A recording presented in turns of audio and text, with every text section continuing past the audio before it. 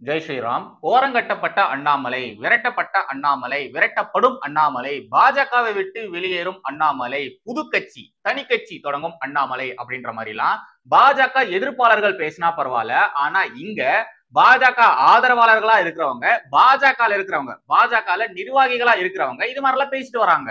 டுபாக்கூர் டுபுக் சங்கர், போண்டா மணி, இந்த திராவிட மூத்த பத்திரிகையாளர் மணி இருக்கார் இல்லையா அவரு, அப்புறம் இந்த மங்குனி மாதேஷ், கல்யாணராமன், அப்புறம் நம்ம கிஷோர் கே சுவாமி அவர்கள் சொல்லிட்டு யார் யாரெல்லாம் இப்படி பேசியிருக்காங்க அப்படின்ற ஒரு லிஸ்ட் எடுத்தோம்னு வச்சுக்கோங்களேன், அனுமார் வாழும் மாதிரி நீண்டுகிட்டே போகுது. அதிலும் குறிப்பா தமிழகத்துல இருக்கக்கூடிய இந்த ரெட் லைட் ஊடக பொறுக்கிகள் இவனுங்க தான் கண்டமேனிக்கு பேசிட்டு வரானுங்க. பிரதமர் மோடி இன்னைக்கு தமிழகத்துக்கு வந்திருந்தாரு. சோ பாரத பிரதமர் மோடியை பார்க்க அண்ணாமலை போக மாட்டாரு, அவரை ரிசீவ் பண்றதுக்கு அண்ணாமலை அங்க இருக்க மாட்டாரு, அண்ணாமலைக்கும் மோடிக்கும் சண்டை, அதனால கண்டிப்பா அண்ணாமலை அங்கெல்லாம் போகவே மாட்டாரு, அண்ணாமலை சாப்டர் க்ளோஸ் அப்படின்ற மாதிரிலாம் சொன்னானுங்க.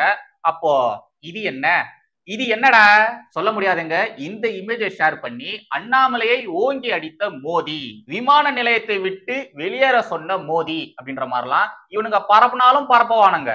நவம்பர் 14ஆம் தேதி ஒரு முக்கியமான வீடியோவா போடணும்னு நினைச்சேன், பட் போட முடியல. வேற கண்டென்ட் வந்துட்டே இருந்ததுனால அந்த ஒரு முக்கியமான கண்டென்ட் ஸ்கிப் ஆயிட்டே இருந்தது. பட் இன்னைக்கு அந்த விஷயத்தையும் சேர்த்தே சொல்லிடுறேன். அது என்ன மேட்டர்னா, திருசக்தி இதழனுடைய ஆசிரியர் சுந்தர்ராமன் சொல்லி ஒருத்தர் இருக்காரு. அவரு தொடர்ந்து அவருடைய பேட்டில ஒரு முக்கியமான விஷயத்த பரப்பிக்கிட்டே இருந்தாரு. BL சந்தோஷ், அமித்ஷா இவங்களுடைய ஆசீர்வாதத்தோட அண்ணாமலை தனி கட்சி தொடங்க போறாரு, புது கட்சி தொடங்க போறாரு, அண்ணாமலைக்கு அவங்க ஓகே சொல்லிட்டாங்க, கிரீன் சிக்னல் கொடுத்துட்டாங்க. அவங்க இந்த பீகார் தேர்தலுக்காக வெயிட் பண்றாங்க. பீகார் தேர்தலுடைய முடிவுகள் வந்ததுக்கு அப்புறமா கண்டிப்பா அண்ணாமலை அவருடைய கட்சியை ஆரம்பிச்சிருவாரு. கரெக்டா நவம்பர் 14ஆம் தேதி அவருடைய கட்சியை அவரு ஆரம்பிக்க போறாரு. அவருடைய தனி கட்சிக்கு செய்ய வேண்டிய வேலைகளை என்னென்னலாம் செய்யணுமோ அதெல்லாமே செஞ்சு முடிச்சிட்டாரு.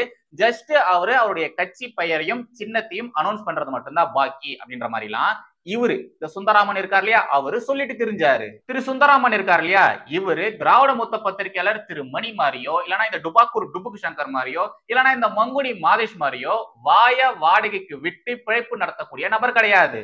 இவர் பேங்க்ல வேலை பார்த்திருக்காரு, அப்புறமா இந்தோனேஷியால வேலை பார்த்திருக்காரு. இந்தோனேஷியா ஜனாதிபதி இருக்காரு இல்லையா அவர் கூட நட்புறவுலையும் இருந்திருக்காரு. இந்த திமுக இந்தோனேஷியால நிலக்கரி வாங்கியிருந்தாங்க இல்லையா அந்த மேட்டர் எல்லாம் இவருக்கு நல்லாவே தெரியும்.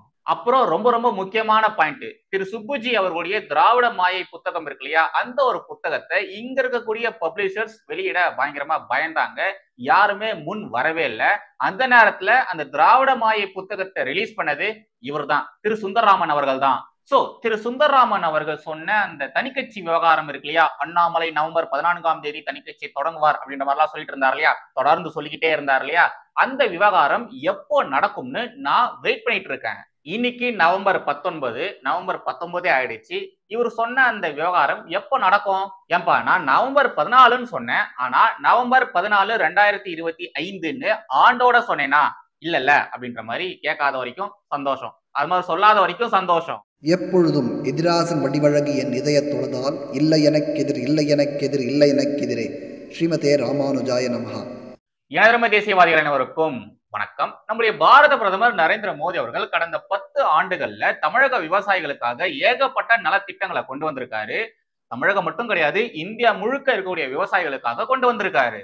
விவசாயிகளுக்கு சேர வேண்டிய நிதியானது நேரடியாக விவசாயிகளுடைய கையிலேயே போய் சேர்ற மாதிரியான விஷயங்களை பண்ணியிருக்காரு. பயிர்களை பாதுகாக்கவும், மண் வளத்தை பாதுகாக்கவும், பெண் விவசாயிகளுக்கு அதிகாரம் அளிக்கவும்னு ஏகப்பட்ட திட்டங்களை கொண்டு வந்திருக்காரு. அண்ட் அதுல அவரு சக்சஸ்ஃபுல்லாவும் சாதிச்சிருக்காரு. இன்னைக்கு நம்முடைய பாரத பிரதமர் நரேந்திர மோடி அவர்கள் தமிழகத்துக்கு வந்திருக்காரு. ஒரு பிரதமர், இந்த நாட்டினுடைய பிரதமர் தமிழகத்துக்கு வந்திருக்காரு. ஆனா நம்முடைய முதலமைச்சர் திரு மு.க. ஸ்டாலின் அவர்கள் பிரதமரை போய் பார்க்கவே இல்லை, சந்திக்கிறதுக்கு போகவே இல்லை. ஆனா மோடிஜிக்கு எதிராக ட்வீட் மட்டும் போட்டிருக்காரு. தமிழக விவசாயிகளின் பாதுகாவலனாக நின்று மோடியை எதிர்த்து கேள்விகளை கேட்கிறேன், மோடியின் பாசிச போக்கை நான் வன்மையாக கண்டிக்கிறேன் அப்படின்ற மாதிரிலாம் சொல்லிட்டு இருக்காரு.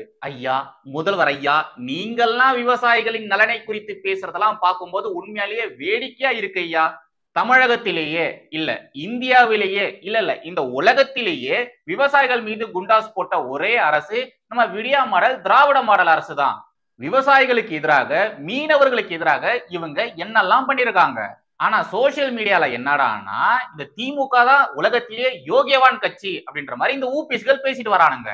ரைட், இதெல்லாம் எல்லாருக்குமே நல்லாவே தெரியும். சோ இத தூக்கி ஒரு ஓரமா வச்சுட்டு நம்முடைய பாரத பிரதமர் நரேந்திர மோடி அவர்கள் பண்ண விஷயங்களை குறித்து பார்க்கலாம். விவசாயிகளுக்காகவும் மீனவர்களுக்காகவும் அவர் செய்த சாதனைகளை குறித்து பார்க்கலாம். PM கிசான் ஒரு திட்டம்ங்க. அது இந்தியா முழுக்க இருக்கக்கூடிய விவசாயிகளுக்கு வருடந்தோறும் 6,000 ரூபாய் 3 தவணைகளாக தராங்க. 2020, 2021 இந்த காலகட்டத்துல மட்டும் பாத்தீங்கன்னா 44.56 லட்சம் பயனாளிகள் இருந்திருக்காங்க. இந்த வருஷம் பிப்ரவரி மாசம் நிலவரப்படி தமிழகத்துல மட்டும் கிட்டத்தட்ட 11,855.90 கோடி நிதி கொடுத்திருக்காங்க. இது எல்லாமே இங்க இருக்கக்கூடிய விவசாயிகளுக்கு நேரடியா அவங்க கையிலேயே கொடுத்திருக்காங்க. நடுவுல எந்த ஒரு இடைத்தரகர்களும் கிடையாது, எவனும் கமிஷனும் அடிக்க மாட்டான். டைரக்டா கவர்மெண்ட்ல இருந்து விவசாயிகளுக்கு நேரடியாக அவங்க பாக்கெட்டுக்கே காசு போயிருக்கு. இதுல பெண் விவசாயிகளும் இருக்காங்க, அதையும் மறந்துடாதீங்க. PMKSY அப்படின்ற ஒரு திட்டம் இருக்கு. அதாவது பிரதான் மந்திரி கிருஷி சிஞ்சாயி யோஜனா. ஓகேங்களா, அந்த திட்டத்தின் பெயர் இதுதான். 2015, 2016 இந்த காலகட்டங்கள்ல விவசாயிகளுடைய நீர் மேலாண்மைக்காக இந்த ஒரு திட்டத்தை அறிமுகப்படுத்தினாங்க. தமிழகத்துல மட்டும் பாத்தீங்கன்னா 21,47,471 ஹெக்டேர் நிலப்பரப்ப நுண்ணீர் பாசனத்துக்கு கீழே கொண்டு வந்திருக்காங்க. இந்த ஒரு அளவுகோலானது வருஷா வருஷம் அதிகமாயிட்டே போகுது. PMFBYன்னு ஒரு திட்டம் இருக்கு. அதாவது பிரதான் மந்திரி ஃபசல் பீமா யோஜனா. இந்த திட்டத்தின் பெயர் அதுதான். இந்த திட்டம் எதுக்காகன்னா பயிர்களை பாதுகாக்கிறதுக்கு. அதாவது விவசாயிகள் பயிர்லாம் வச்சதுக்கு அப்புறமா காட்டு விலங்குகளாலோ இல்லைன்னா இயற்கை பேரிடர்களாலோ இந்த பயிர்களானது வீணாகுவதற்கான வாய்ப்புகள் அதிகமாவே இருக்கு. சோ அந்த பயிர்களை பாதுகாக்கணும், அந்த பயிர்களுக்கு காப்பீடு திட்டம் இருக்கணும் அப்படின்றதுக்காக தான் இந்த ஒரு திட்டத்தை நம்முடைய பாரத பிரதமர் மோடி அவர்கள் அறிமுகப்படுத்தினாரு. 2018 இருந்து 2023 வரைக்கும் அந்த குறிப்பிட்ட காலகட்டத்துல மட்டும் பாத்தீங்கன்னா கிட்டத்தட்ட 70,664.27 கோடி ரூபாயை ஒதுக்கி இருக்காங்க.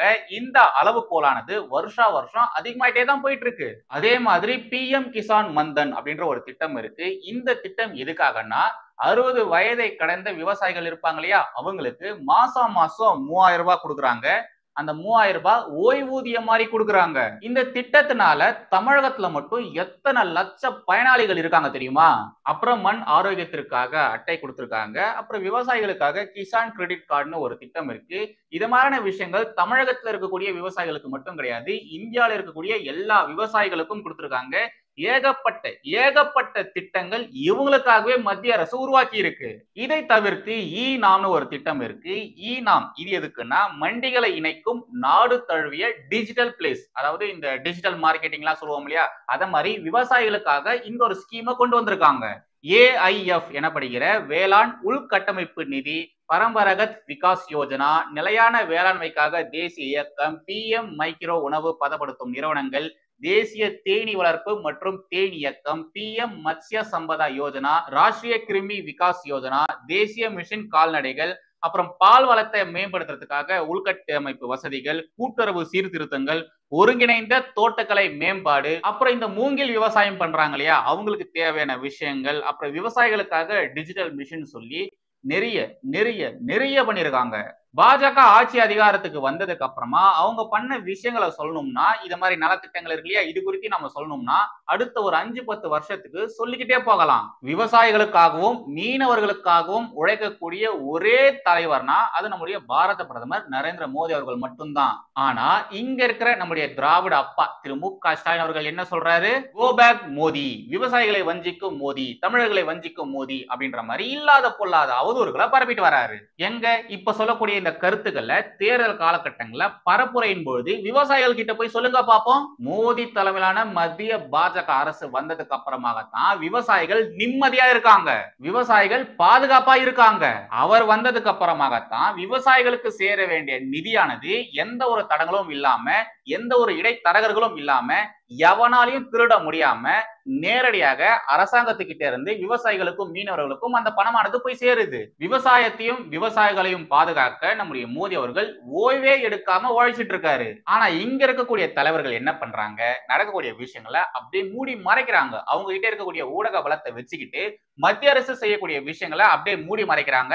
அண்டு மத்திய அரசு செய்யக்கூடிய விஷயங்களை நாங்க தான் செஞ்சோம், இதுல எங்களுடைய திட்டம் தான் அப்படின்ற மாதிரி இவங்களுடைய பெயர்களை ஸ்டிக்கர் ஒட்டிக்கிட்டு இவங்க கிரெடிட்ஸ் எடுக்கிறாங்க. இதெல்லாம் பார்க்கக்கூடிய மக்கள் என்ன முட்டாள்களா? எல்லா மக்களும் என்ன இங்க ஊப்பிசா?